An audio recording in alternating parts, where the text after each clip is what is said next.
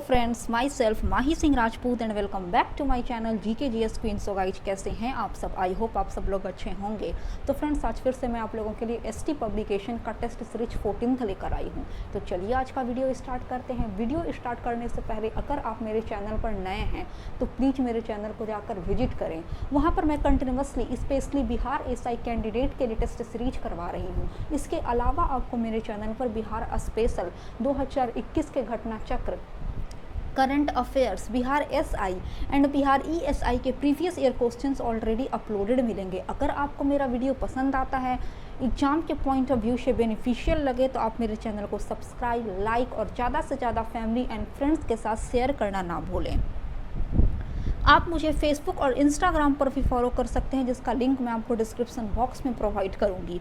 For PDF and latest update please join with me on Telegram channel and link is given in description box. So let's started.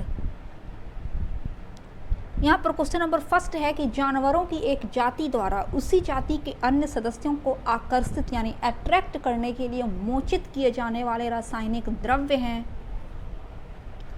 Option C is correct, pheromone. अगर pheromone की बात करते हैं तो ये जो है pheromone होता है वो गंध युक्त वाष्पशील एसिड होता है, जिसके हवा में उड़ते ही गंध संवेदना के कारण जाति के अन्य सदस्य प्रभावित होने लगते हैं।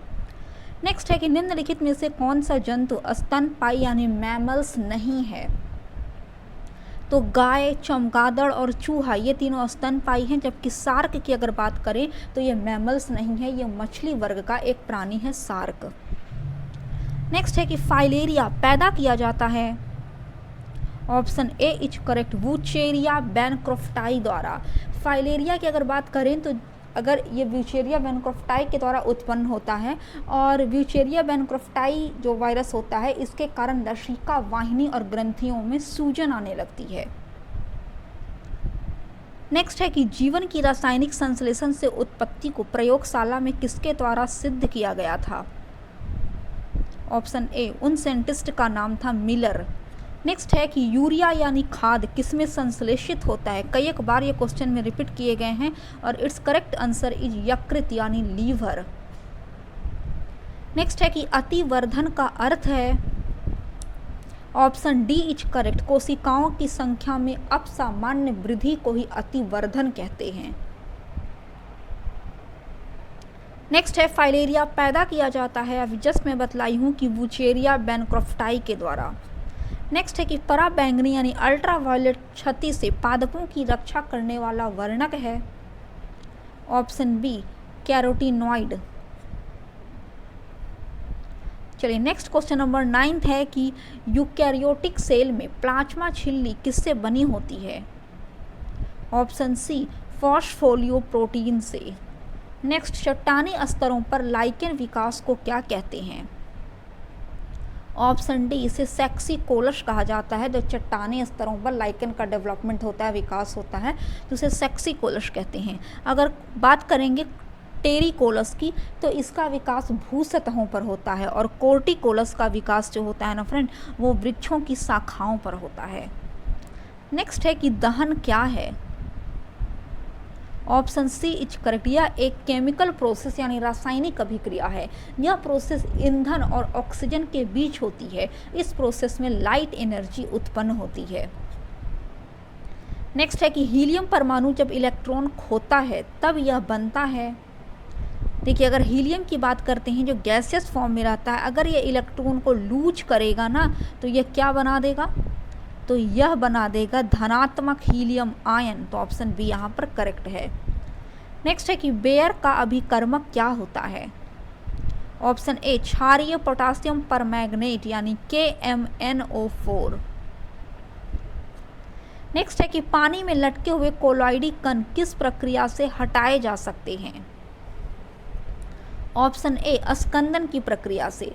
देखिए, पानी में जो मिट्टी रेत उपस्थित रहती है और अन्य कोलाइडल इम्प्योरिटीज भी पानी में प्रेजेंट रहते हैं, तो इसको दूर करने के लिए पानी में पोटास एलम का यूज किया जाता है, और वही प्रोसेस स्कंदन कहलाती है।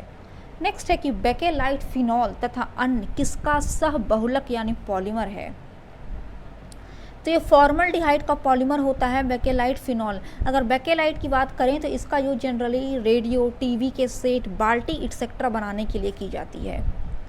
नेक्स्ट है कि धातु की चायदानियों में लकड़ी के हैंडल क्यों लगे होते हैं। काफ़ी इजी क्वेश्चन है और option A is correct because लकड़ी की अगर बात करें ना तो वुड जो होता है ना वो it is the good conductor of heat, कुचालक होता है ना कि सुचालक, बैड कंडक्टर होता है। तो ऑप्शन ए यहाँ पर करेक्ट है। नेक्स्ट है कि इंद्रधनुष किस कारण से बनता है। तो it's correct answer is option number D, या अपवर्तन और परावर्तन यानी रिफ्लेक्शन और रिफ्रैक्शन, ये दोनों की वजह से रेनबो का फॉर्मेशन होता है। साथ ही टोटल इंटरनल रिफ्लेक्शन भी इसके लिए जिम्मेदार होते हैं, जबकि यहाँ पर आप ऑप्शन देख सकते हैं टोटल इंटरनल रिफ्लेक्शन का दिया हुआ नहीं है, बट 3 वजह से रेनबो फॉर्म होता है, reflection, refraction and total internal reflection. Next यहाँ पर एक न्यूमेरिकल है कि 0.3 मीटर की तरंग दैर्घ्य यानी वेवलेंथ वायु में उत्पन्न होती है और उसकी वेलोसिटी 300 मीटर पर सेकंड की गति से वह ट्रैवल कर रही है। यह किस प्रकार की वेव होगी यानी तरंग होगी। तो चलिए इसको सॉल्व करते हैं। यहाँ पर आप देख सकते हैं इसका वेवलेंथ दिया हुआ है 0.3 मीटर, ये क्वेश्चन में गिवन है। साथ ही वेलोसिटी भी गिवन दी है कि 300 मीटर पर सेकंड ये वेलोसिटी है इसका। तो इसके लिए फार्मूला होता है फ्रीक्वेंसी निकालने के लिए v डिवाइडेड बाई वेवलेंथ। तो 3000, ये देखिए 300 बाई 0.3, यहाँ पे से पॉइंट हटेगा तो ये 3000 हो जाएगा। तो 3000 बाई 3 यानी 1000 हर्ट्ज। फ्रीक्वेंसी का यूनिट हर्ट्ज होता है। तो जैसे ही 1000 हर्ट्ज आया फ्रेंड तो आप समझ लीजिए कि इसका करेक्ट आंसर श्रव्य तरंगे हो जाएगा, बिकॉज श्रव्य तरंगों की फ्रीक्वेंसी जो होती है ना वो अप टू 20 हर्ट्ज से लेकर 20 किलो हर्ट्ज तक होती है। तो 1000 हर्ट्ज तो उसी के बीच में आता है। तो इस पॉइंट ऑफ व्यू से ऑप्शन नंबर ए यहाँ पर करेक्ट हो जाएगा, यानी श्रव्य तरंगे। नेक्स्ट है कि मलेरिया परजीवी को निम्नलिखित में से कौन सी अवस्था संक्रामक है। Option B sporozoite. Next myrmecology किसका अध्ययन है। ऑप्शन बी चींटियों का। नेक्स्ट भारतीय संविधान की प्रस्तावना में किस प्रकार के न्याय की बात नहीं की गई है। काफ़ी अच्छा क्वेश्चन है, बार बार एग्जाम में पूछे जाते हैं। जिसका जो करेक्ट आंसर हो जाएगा वह हो जाएगा लोकतांत्रिक। देखिए भारतीय संविधान की जो प्रस्तावना है उसमें सामाजिक, आर्थिक और राजनैतिक ये तीनों प्रकार के न्याय का विवरण है, बट लोकतांत्रिक शब्द का यूज जो है ना वो लोकतंत्रात्मक गणराज्य बनाने के लिए किया गया है, ना कि प्रस्तावना में इस पार्टिकुलर वर्ड का यूज हुआ है। नेक्स्ट है कि संघ लोक सेवा आयोग को रिपोर्ट किसको प्रस्तुत करनी होती है। ऑप्शन ए राष्ट्रपति को। नेक्स्ट राज्यसभा को भंग किया जाता है। ऑप्शन डी इज करेक्ट, उपयुक्त में से कोई भी नहीं, क्योंकि राज्यसभा कभी भंग होती ही नहीं है। राज्यसभा और लोकसभा के बारे में अगर आप डिस्क्रिप्शन जानना चाहते हैं, विस्तृत जानकारी जानना चाहते हैं, तो आप मेरे मार्क्समैन के जो प्रीवियस सेट है स्पेशली जहाँ पर सिविक्स का टॉपिक मैं करवा रही थी उसे आप विजिट कर सकते हैं। तो वो क्यों विघटित नहीं होती, उसकी प्रक्रिया क्या है, कोई तो वजह होगी जिसकी वजह से वो कभी विघटित होती ही नहीं है राज्यसभा। नेक्स्ट है कि निम्नलिखित में से कौन सा अनुच्छेद में समता का अधिकार यानी समानता के अधिकार का प्रावधान है। ऑप्शन ए इसका विवरण आर्टिकल 14 से लेकर आर्टिकल 18 तक है, ठीक है ना। और पार्टिकुलर 14 यहाँ पर ऑप्शन में दिया हुआ है, तो आर्टिकल 14 यानी 14 में विधि के समक्ष समता का अधिकार का विवरण किया गया है। नेक्स्ट है कि हमारे संविधान में आर्थिक योजना शामिल है। ऑप्शन सी समवर्ती सूची में। हमारे संविधान में 7वीं अनुसूची के अंतर्गत 3 सूचियाँ आती हैं, संघ सूची, राज्य सूची और समवर्ती सूची। और समवर्ती सूची में ही आर्थिक और सामाजिक ये दोनों प्रकार की योजनाएं इंक्लूड हैं। नेक्स्ट है कि भारतीय संविधान का कौन सा आर्टिकल अस्पृश्यता यानी अछूतता का उन्मूलन करता है। Option D article 17। नेक्स्ट है कि संघ लोक सेवा आयोग के किसी सदस्य को हटाया जा सकता है राष्ट्रपति के द्वारा। नेक्स्ट सुप्रीम कोर्ट यानी उच्चतम न्यायालय के न्यायाधीश किस आयु तक अपने पद पर बने रहते हैं। तो इसका करेक्ट आंसर हो जाएगा ऑप्शन नंबर बी यानी 65 ईयर्स तक। नेक्स्ट मौलिक कर्तव्यों के अध्याय में शामिल है। ऑप्शन ए उन उदात्त आदर्शों को संजोने तथा अपनाने का कर्तव्य जिन्होंने हमारे स्वतंत्र आंदोलन को प्रेरित किया है। तो यह मौलिक कर्तव्य में इसका डिस्क्रिप्शन दिया हुआ है। और मौलिक कर्तव्यों की अगर बात करें तो इसका विवरण भाग 4 के का तथा आर्टिकल 51 के का में वर्णित है मौलिक कर्तव्य। ठीक है। नेक्स्ट है कि मुख्यमंत्री की नियुक्ति की जाती है ऑप्शन ए राज्यपाल के द्वारा, और इसका विवरण आर्टिकल 164 में वर्णित है। नेक्स्ट है कि भारत की तट रेखा की कुल लंबाई लगभग है, ऑप्शन डी यहाँ पर करेक्ट है, क्योंकि अगर एग्जैक्ट लंबाई की बात करें तो वह हो जाता है 7516.6 किलोमीटर, बट यहाँ पर अप्रॉक्स वैल्यू उससे जो नियरेस्ट आंसर दिया हुआ है वो है 7500 किलोमीटर। तो इस पॉइंट ऑफ व्यू से ऑप्शन नंबर डी यहाँ पर सही है। नेक्स्ट है कि भारत की सबसे बड़ी वाह नदी है, option C Ganga.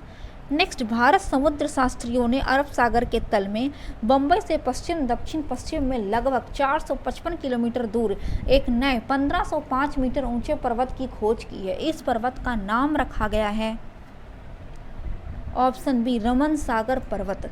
Next, Hundru जलप्रपात निर्मित है, ऑप्शन सी स्वर्ण रेखा नदी पर, और यह रांची में सिचुएटेड है। नेक्स्ट है कि निम्नलिखित फसलों में से कौन एक भारत में प्रमुख खाद्यान्न फसल है। तो भारत की जो प्रमुख खाद्यान्न फसल है वो चावल है, और दूसरा पोजीशन पर गेहूं आ जाता है। नेक्स्ट है कि भारत में सर्वप्रथम तेल यानी ऊर्जा संकट कब आया था। तो ऑप्शन डी 1970 और 1980 के दौरान। देखिए 1973 की अगर बात करें ना तो 1973 में जनरली ऊर्जा संकट उत्पन्न हुआ था। जो ओपेक देश के जो सदस्य होते हैं तो उन्होंने तेल की कीमतों में अचानक 4 गुना से अधिक वृद्धि कर दी थी। इस प्रकार ऊर्जा संकट तेल संकट आया था। नेक्स्ट है कि जिस तारामंडल के तारे ध्रुव की ओर संकेत करते हैं वह है ऑप्शन ए सप्तऋषि। चलिए नेक्स्ट है कि मौना लोआ उदाहरण है सक्रिय ज्वालामुखी का। नेक्स्ट, विश्व का बृहत्तम डेल्टा निर्मित होता है ऑप्शन ए गंगा ब्रह्मपुत्र द्वारा, और यह जो गंगा ब्रह्मपुत्र डेल्टा है यह बांग्लादेश और भारत के पश्चिम बंगाल राज्यों में बंगाल की खाड़ी में स्थित है। नेक्स्ट है कि विश्व में सबसे अधिक कपास का उत्पादन कहाँ होता है। तो जब ये क्वेश्चन एराइज किए गए थे ना फ्रेंड, तो उस समय इसका जो पहला पोजीशन पर था वह क्या था, चीन था, बट आप देख सकते हैं कि चीन ऑप्शन में नहीं है, तो सेकंड पोजीशन पर हो जाएगा अमेरिका। ठीक है। बट प्रेजेंट टाइम की अगर बात करें तो FAO के अकॉर्डिंग कॉटन सीड में चीन पहला है और कॉटन लिंट में हमारा भारत पहला है ऑल ओवर वर्ल्ड में।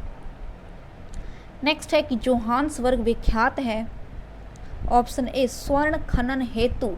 जोहान्सबर्ग की अगर बात करें तो यह हीरा और सोना के खनन के लिए विख्यात है तथा यह दक्षिण अफ्रीका का सबसे बड़ा शहर है जोहान्सबर्ग। नेक्स्ट, संयुक्त राज्य अमेरिका में निम्नलिखित में से किस क्षेत्र को टोर्नेडो एली कहते हैं। काफ़ी अच्छा क्वेश्चन है।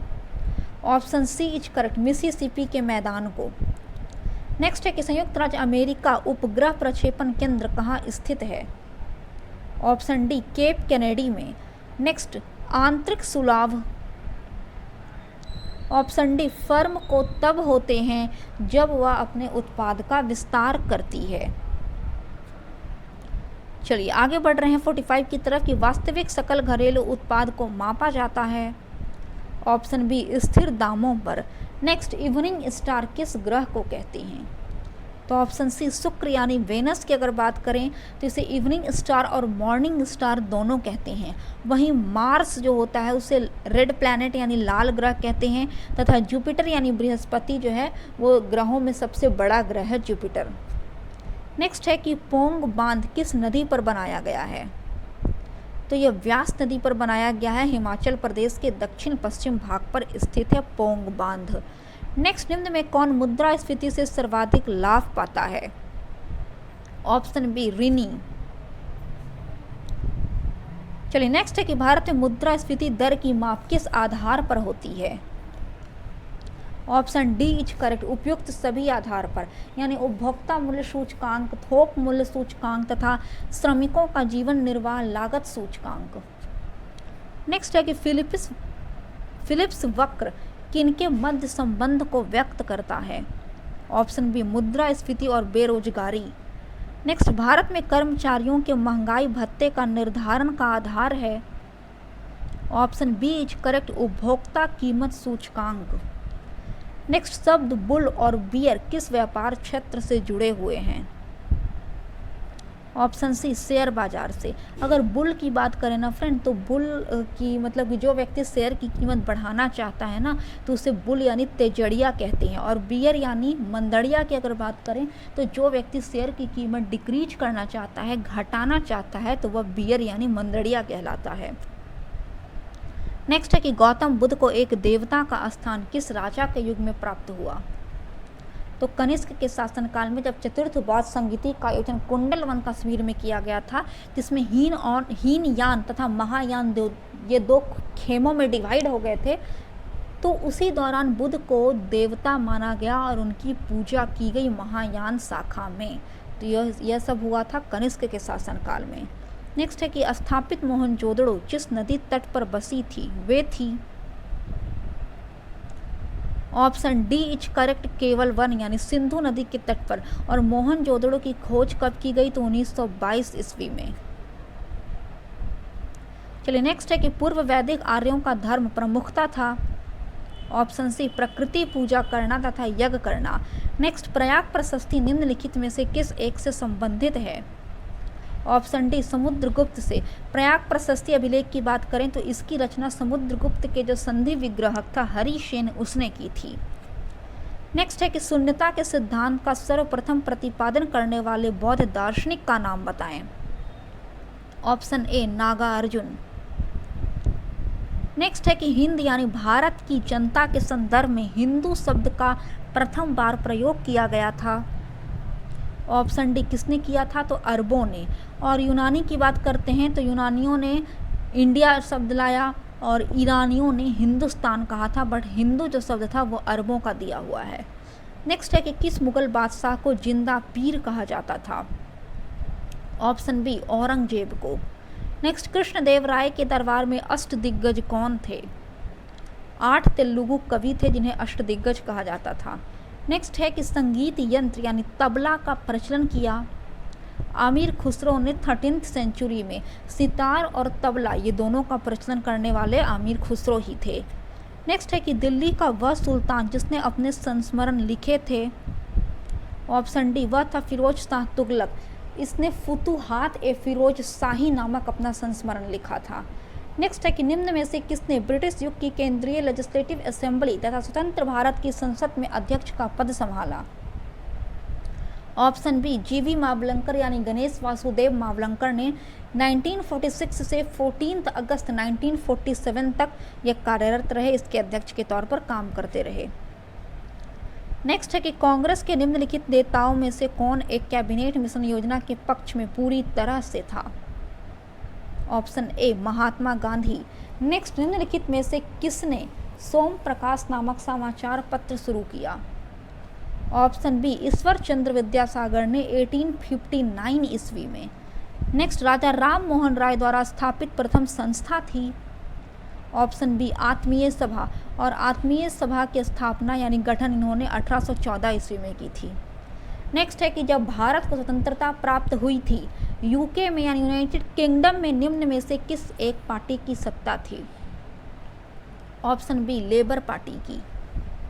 नेक्स्ट है कि निम्नलिखित में से आज़ाद हिंद फौज के किस अधिकारी ने लाल किले पर चलाए गए मुकदमे का सामना नहीं किया? ऑप्शन सी मोहन सिंह ने। चलिए नेक्स्ट है कि निम्नलिखित में से कौन सी तिथि मुस्लिम लीग ने सीधी कार्यवाही दिवस हेतु सुनिश्चित की थी? ऑप्शन डी 16 अगस्त 1946। इस दिन वायसराय के अंतरिम सरकार के फैसलों को नामंजूर करते हुए मुस्लिम लीग ने स्वतंत्र और संपूर्ण प्रभुता संपन्न पाकिस्तान राज्य की स्थापना की मांग प्रस्तुत की थी। उसे ही सीधी कार्यवाही दिवस कहा गया। नेक्स्ट है कि शिवाजी की राजधानी कहाँ पर थी? Option A Raigarh. यहाँ से आप देख सकते हैं करंट अफेयर है ये ओल्ड वाला, तो चलिए न्यू करंट अफेयर आगे देखते हैं हम लोग, उसके बाद न्यू करंट अफेयर भी करेंगे। नेक्स्ट है कि बिहार की बहुउद्देशीय परियोजना कोसी परियोजना का निर्माण कार्य कब प्रारंभ हुआ एवं किस वर्ष बनकर तैयार हुआ? तो यह प्रारंभ हुआ था 1955 में और बनकर तैयार हुआ 1963 में। नेक्स्ट है कि 12वीं पंचवर्षीय योजना का टाइम ड्यूरेशन क्या था? ऑप्शन सी 2012 से 2017। नेक्स्ट है कि बिहार दिवस मनाने की परंपरा किस वर्ष से प्रारंभ की गई। तो बिहार दिवस को 22 मार्च को प्रतिवर्ष मनाया जाएगा। ऐसा फैसला नीतीश कुमार ने लिया। वर्ष 2010 से परंपरा अभी तक चालू है। ऑप्शन डी यहाँ पर करेक्ट है। नेक्स्ट है कि वर्ष 2011 की जनगणना के अकॉर्डिंग अनुसूचित जनजाति की संख्या कितनी है। तो ये स्पेशली सिर्फ बिहार का पूछ रहा है, ना कि ऑल ओवर इंडिया का। तो ऑप्शन सी यहाँ पर करेक्ट हो जाएगा। नेक्स्ट है कि बेगमों की शराबखोरी चित्र किस कलाकार के द्वारा बनाया गया है। Option C is correct, Yamuna Prasad के द्वारा। नेक्स्ट, बिहार की पहली मैथिली फिल्म कौन सी है। ऑप्शन बी कन्यादान, और यह रिलीज हुई 1965 ईस्वी को। नेक्स्ट है कि 2011 की जनगणना के अकॉर्डिंग सबसे कम जनसंख्या घनत्व वाला जिला कौन सा है बिहार का। तो ये कैमूर यानी भभुआ है, जहाँ प्रति वर्ग किलोमीटर में प्रति किलोमीटर स्क्वायर पर मात्र 488 व्यक्ति निवास कर रहे हैं। नेक्स्ट है कि वर्ष 2011 की जनगणना के अकॉर्डिंग बिहार राज्य में अनुसूचित जाति की जनसंख्या कितनी है। तो option B is correct. Next है कि बिहार की प्रमुख नदी कौन सी है।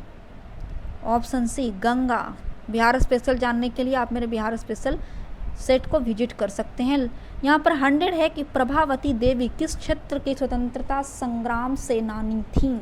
तो इसका करेक्ट आंसर हो जाएगा ऑप्शन नंबर ए यानी चंपारण की।